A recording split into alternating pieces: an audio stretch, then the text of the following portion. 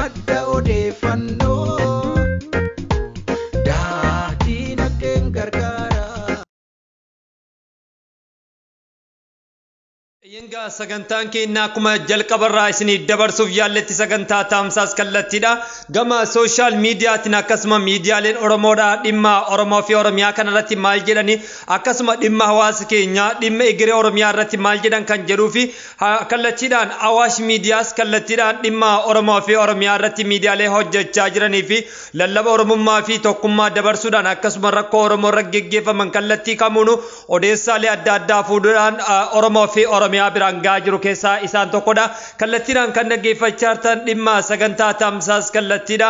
Waa'ee egeree Oromoo fi Oromiyaa irratti fuulleeffachuudhaaf sochiin Oromoon godhaa jiru yeroo ammaa kanatti maal fakkaata kan jedhu bu'uureffachuudhaan kallattiidhaan kan isin biraan gahaa jirudha. Anis qopheessaa sagantichaa gara madda walaabuu miidiyaatiin kallattiidhaan Awaash miidiyaan maal jedha dhimma Oromoo fi Oromiyaa irratti keessaayyuu yeroo ammaa kanatti daangaan Oromiyaa barbadummaan Oromiyaa cabuudhaan wal qabatee humni faannoo Oromiyaa kallattii adda addaatiin weerara irra geggeessaa jiru kanaan wal qabatee Awaash miidiyaa maal jedha kan jedhuuf kallattiidhaan isattiin isin deebisa. Akkasumas miidiyaaleen Oromoo kanneen biroos ergaalee nu dabarsan qabaa turtii gaarii isin jenna. Madda walaabuu miidiyaa uummataa miidiyaa. Galatooma miidiyaa madda walaabuu affeerraa kana naagootaniitiin gaaffii saba kiyyaa dirqama saba kiyyaaf han qabu na gaafachuu keessaniif baay'ee isin galatoonfadha. Galatoomaa isiniin jechaa yoon gara yaada kiyyaatti kan deebi'u ta'e yeroo ammaa keessatti ummanni Oromoo dhiibbaan garaagaraa irratti deemsifamaa jiru. Fanxaaliyyiin ummanni Amaaraa faannoo jedhamuun yeroo ammaa kanarratti keessaayyuu naannoo Qeellama Wallaggaa irraa hanga Shawaatitti inni geessaatiin hin jiru baay'ee dhiibbaa saba keenya irratti waan geessu waan ta'eef kanaaf yaanni ani qabu guddaa yoo jiraate ummanni Oromoo yeroo ammaa kanatti paartiidhaan adda wal qooduu odoo hin taane amantaadhaan odoo adda wal hin qoodne karaa kamiinuyyuu ummanni Oromoo yeroo ammaa kana keessatti ka'ee waliin dhaabatee duguggaa sanyii isaa ka irratti deemamaatiin jiru kana fuuldura dhaabachuun akka Oromummaatti akka sabummaatti akka biyyummaatti ilaallee ka'ee eenyummaanuyyuu deeggartiin isaa wanni inni deeggaru gargaris ta'u kan amma nutti dhufaa jiru Oromummaa keenya lafaa duguuguudha waan ta'eef eenyunuyyuu barrii isaa dhadhooytee ummanni kun akka itti seentu shakkii hin qabu. Kanaaf ummanni keenya waan kana waliigalteedhaan ka'ee falmachuun qaba jedheetiin yaada kiyya kennaa. Inni biroos yoo jiraate akkasuma yuutubaroonnii fi tiktaakeroonni warroonni asirratti miidiyaa garaagaraa qaban gama kamiinuyyuu ka'aniitiin ummata keenya kanaaf hirmaachuun dirqama ta'a. Yeroo ammaa kana keessatti irra caalaa wanti ani gadi dhaabadheetiin irra gad dhaabadhee dubbachuu ani barbaadu sheekas ta'ee qeessis ta'ee yeroo ammaa kana bakka amantaadhaan dandeettiidhaan beekumsaan wal dhiiban odoo hin taane wallaalaa fi beekaanis humna waliif ta'ee harka wal qabatee wal qarqaartee gaaleen arba hiitii akkuma jedhame san wal qarqaaree namuyyuu beekumsaa fi dandeettii amantaa ofii qabuun eebbaanis ta'ee wal gargaaree ka humna hin qabne eebbaan ka mallaqa qabu mallaqaan ka miidiyaa qabu miidiyaan kamiyyuu karaa kamiin ka'eetiin ka humna qabu humna isaatiin saba isaatiif birmachuun dirqama waan jedhu yaadan qaba. Akkasuma saannatee entertainment kan jedhu miidiyaan gama keenyaanis yeroo gabaabaa keessatti isiniif dhiyaatuun hin jira yaada miidiyaadhaanis waliif dabarsuudhaaf qophii jirra. Galatoomaa isiniin jedha miidiyaa madda walaabuu affeerraa naagootaniif baay'ee isin galatoonfadha. Galatoomaa ummata keenyaaf humna haa taanu ijaa gurra saba keenyaa haa taanu isiniin jedha turtii gaarii.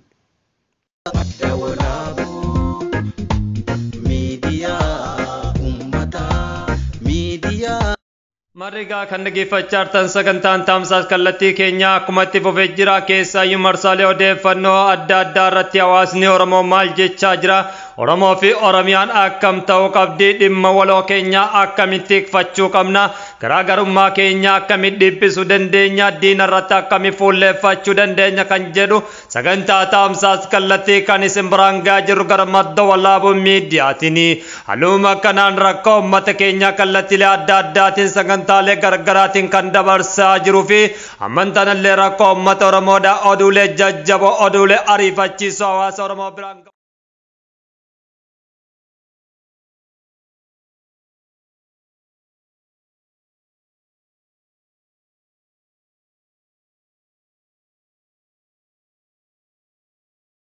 Akkas jechuun ergaa jabduu uummata Oromootii fi dhaabbilee siyaasa Oromootiif dabarsee jira. Mee kallattiidhaan ergaa isaan nuuf dabarsanitti isin deebisuudhaan walitti deebinaa turtii gaarii isiniin jenna. Madda odeeffannoo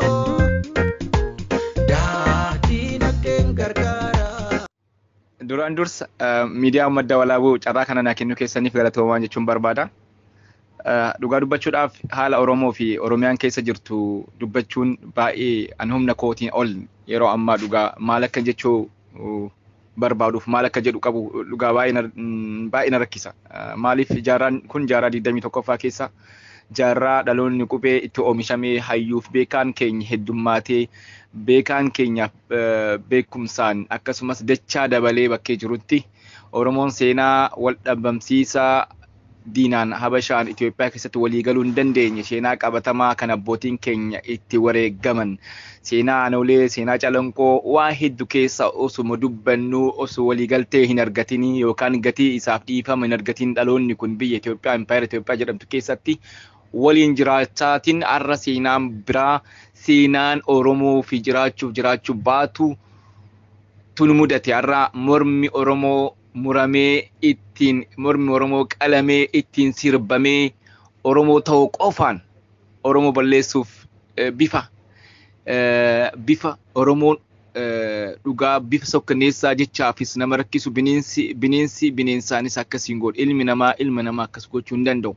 Sanuu biyya Itoophiyaa jedhamtu keessatti sanuu qe'ama isaa Oromoon Oromiyaa keessatti yeroo akkanatti qalamee fannifamee reeffiisaa qaqqalaniitiin morma isaa irraa ciraniitiin akkanatti fannisanii yeroo deeman gaafa argitu osoo hin saalfatiin ija babbaasanii miidiyaa gubbaa dhaabbatanii akkanatti goonee jirraa morma isaa kun akkana qabnee deemaa kun eebaluu jedhamaa Oromoo waan ta'e qofaaf kan mormi irraa muramee Oromoo waan taate qofti haati teenya ulfaan gubanii ajjeesanii qalanii gubanii akkanatti gaafa arginu miidiyaa viidiyoo baay'ee sukkaneessaa sana arguun ofiin jibbe Oromummaa kootiin dhugaa dubbachuudhaaf baay'een jibbe.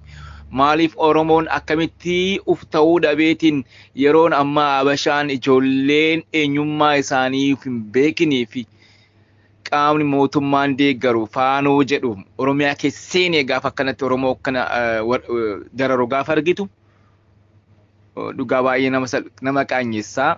Nuti yeroo akkuma jalqaba jedhee barri jaarraan kun jaarraa 21ffaadha. Oromoon eenyummaa isaa kabajisee biyya isaa lafa isaa eenyummaa isaatiin boonee jiraachuu qaba. Nagaan galuu qabu kasla. Carraa kana waggaa afran duraa qeerroon keenya protest godhee wareegama guddaa kafaleete mootummaa ana malee jedhu ofirraa fonqolchee jijjiirama fide jedheetiin abdii godhate abdiin isaa dukkanaa'ee har'a gabrummaan bifa haaraa Oromiyaa bifa ammayyaa ta'een Oromiyaa qabatee jira. Kun immoo Oromoon eenyummaa isaatiif falmachuu danda'u uf dagatee qeedhaan amantaadhaan namootaan siyaasaan dabaan wal hiree akkanatti Habashaan nutti taphataa jirti. Oromoon uf beekuu qaba. Eenyummaa isaatiif deebuu qaba. Oromummaa isaatiif falmachuu qaba. Oromoon gumaa isaa deeffachuu qaba. Biyya Itoophiyaa jedhamtu keessatti Oromoo ta'ee kan jiraachuu danda'u gaafa kabajamee fi gaafa sodaatamee qofa malee Oromoon biyya san keessa jaalalaan hammachuun wanni jedhamu Oromoo hin baasu. Kun rakkoo hamaa nu keessa nu geessee jira. Dhalli akkan dhalan nu godhamnee jira. Akka sodaannee jiran nu godhanii jiran. Morma nurraa ciranii jiran. Nu gubanii addaan nu babbaasanii jiran. Oromoon tokko ta'ee tokkummaa isaatiin cimsee kaabaa kibbaa bahaa dhihatti tokko ta'ee diina isaa mana keessatti qabatee taa'u ofirraa gootummaadhaan garjabinnaadhaan Oromoon maal akka ta'e agarsiisuu qaba. Kana malee Oromiyaan hin walaboomtii Oromoon hin bilisoomaa waan jedhuuf keessaa haqa jechuun barbaada. Oromoon tokko ta'ee eenyummaa isaatiif haa falmatu. Oromoon tokko durus tokko har'as tokko boris tokko Oromummaa malee kan nu baasuu danda'u eenyullee nu baasuu hin danda'u. Firri keenya Oromoodha. Firri kee Oromoodha. Firri kiyya Oromoodha. Oromoo waliin dhaabbannee diina keenya ofirraa dhalootaaf dabarsuu qabna. Waan seenaa gaarii dalagnee kan Oromoon sodaatamuuf Oromoon kabajamee jira Itoophiyaa gochuu qabna jedhaati. Sa'aatii naa kenname ol qabatee galatooma ulfaadhaa jedha miidiyaa madda walaabuutiin yeroo biraa walitti deebina galatooma ulfaadhaa. Madda odeeffannoo dinagdeen gargaara. Haaluma kanaan jiraattonni magaalaa Amboos ergaalee isaanii gara keessaatiin nu dabarsanii jiran dhimma Oromoo irratti Oromoon tokkummaa isaa cibsuu qaba, wal wajjin tarsiimoodhaan deemuu qaba, ilaa fi ilaameen wal dhaga'ee deemuu qaba jechuudhaan shamarreen Oromoodhaa dhalattuun magaalaa Amboo handhuura qabsoo Oromoo taatee tajaajilaa turtee fi tajaajilaa jirtu har'antan ergaa ishee dabarfattee jirti. Amboon armaan duras tokkummaa Oromoo tikfachaa turte, ammas tokkummaa Oromoo tikfachuu fi ga'umsi ilmaan Oromoodhaa iddoo kaleessaatti akka deebuu fi qeerroon Amboodhaa humnaa fi ga'umsa qabnaa shirri kamuu tokkummaa Oromoo diiguu hin danda'u. Kanaaf ilmaan Oromoodhaa gololee adda addaa jirtan tokkummaa keessan jabeeffadhaa, dhimma waloo fi Oromummaa keenya irratti kiyyeeffannu kan jettu shamarree Oromooti. Ergaan ishiin nu dabarsitee gara madda walaabuutiin kallattiidhaan nu dhaqqabeen jira. Marrigaa sagantaan keenya yaada ilmaan Oromoo idil addunyaa jiddu galeessa godhachuudhaan gama sooshaal miidiyaa nu dhaqqabaa jiran kan isin biraan gahaa jirrudha. Kallattiidhaan yaada hawaasa keenya biyyoota adda addaa irraa ergaalee nu dabarsan isin biraan geenyaa turtii gaarii isiniin jenna.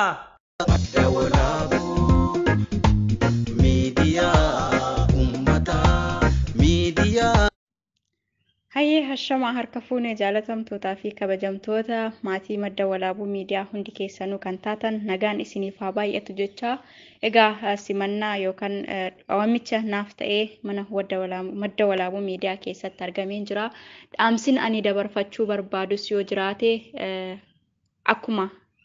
akkuma haala yeroo kamii caalaa Oromiyaa keessatti wanti ta'amaa jiru keessumaa naannoo Wallaggaa dhufee amma Shawaa ga'utti wanta suukanneessaa uummata Oromoodhaaf hin malledha kan uummata Oromoo irratti taasifamaa jiru.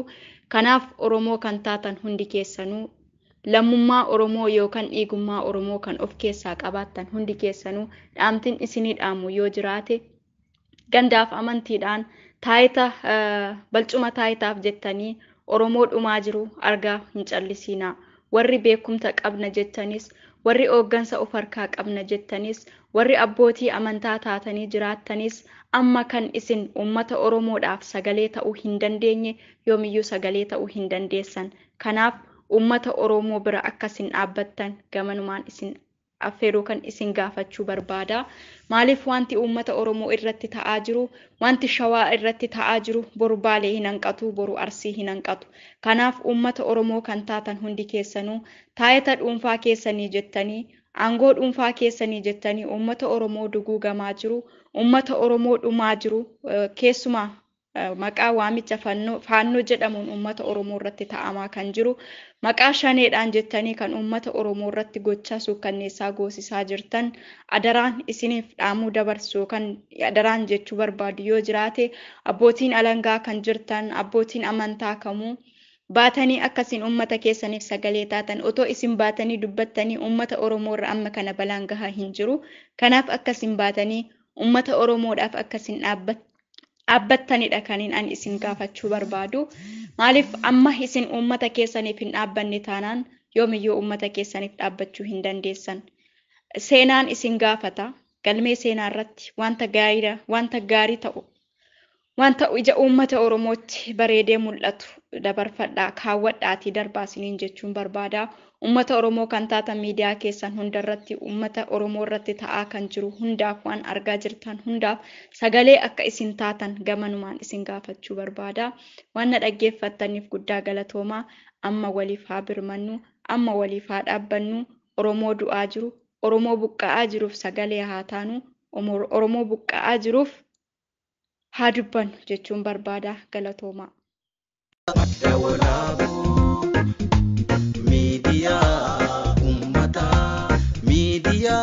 Marrigaa kallattiidhaan wal duraa duubaan ergaalee ilmaan Oromoo idil addunyaa jiddu galeessa godhachuudhaan isin biraan gahaa turre. Keessaayyuu ergaa hawaasni keenya biyya keessaa akkasuma fayyadamtoonni sooshaal miidiyaa gara madda walaabuutiin nu dhaqqabsiisan 1 2 3 jechuudhaan kan gorre isin buusaa turre sagantaa taamsaas kallattii gara madda walaabuu miidiyaa irraa kan isin biraan gahaa jirrudha. Haaluma kanaan ajje intartiment dhimma Oromoo fi Oromiyaa irratti waan jette qabdi. Ilmaan Oromoodhaa kanneen gallatti adda addaatiin sooshaal miidiyaa fayyadachuudhaan keessaayyuu yaadota gaggaarii burqisiisaa dhimma Oromoo fi Oromummaa jiddu galeessa godhachuudhaan positive awareness yaada ilaalcha positive yookaan immoo ilaalcha walii gala dhalli namaa akka dhala namaatti yaaduu qaba jechuudhaan yaadota adda addaa nuuf arjoomtan hundinuu galatoomaa isiniin jenna. Iyyangaa miidiyaan madda nageenyaati, miidiyaan madda odeeffannooti. Ilmaan Oromoos ta'e dhalli namaa kamuu miidiyaa arganneef qofatti fayyadamoo osoo hin taane saba isaanii fayyadu, biyya isaanii fayyadu, dhuunfaa isaanis fayyadamuun dirqamadha. Marrigaa ajje intartiment maal jetti kan jedhuu fi kallattiidhaan gara isheetiin isin deebisuudhaan ani qopheessaa sagantichaa falmataa roorrootii sagantaa keenyarraa asirratti goolabuuf dirqamne jirra. Warroonni sagantaa keenyarraa irratti yaada nuu kennaa turtan ulfaadhaa wayyoomaa isiniin jecha asumaan nagaa isinittiin dhaammadha. Madda walaabuu miidiyaa karaa madda walaabuu miidiyaa waan na affeertee akka dhaamsa kiyya uummata Oromootiif dabarsu waan na gargaartee waan na affeerteef hedduu takka galatoomsiin jedha. Dhaamsi aan uummata kiyyaa dabarsuu barbaadu yoo jiraate keessaanuu yeroo ammaa kanarratti dhumaatii haawwatii keenya, abbootii keenya, obboleeyyan keenya irratti jechuudha. Keessaanuu yeroo kanatti Wallaggaa keessatti namni hedduu takka dhumataara jechuudha. Kanaafuu maaltu nu barbaachisa jennee yoo yaanne wanti nu barbaachisu tokko jiraate tokkummaadha kan nu barbaachisu.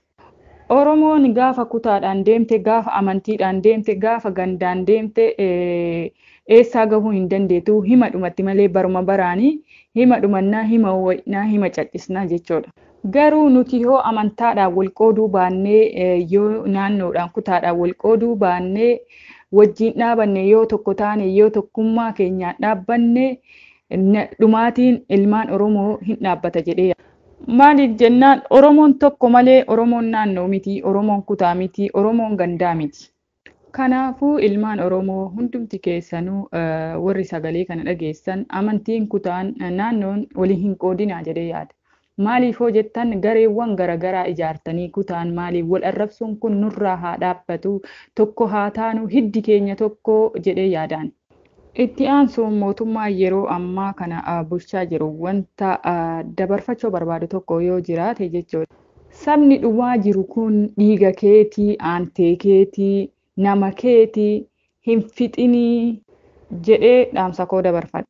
Sabni kee dhiigni kee kan hadha ati fixaa jirtu kun boruu seenaatu si gaafata. Kanaafuu hin fixinii. Dhumaatii obboleeyyan keetii, dhumaatii uummata keetii kana nurraa dhaabii jedhee dhaamsa koo dabarfadha. Wanta amma godhaa jirtu kana irratti boru seenaa si gaafata. Dhiiga ilmaan keetiiti. Boru atis kan aangoo irra baateen dhiiga ilmaan kanaati waan ta'eef boru seenaa si gaafata.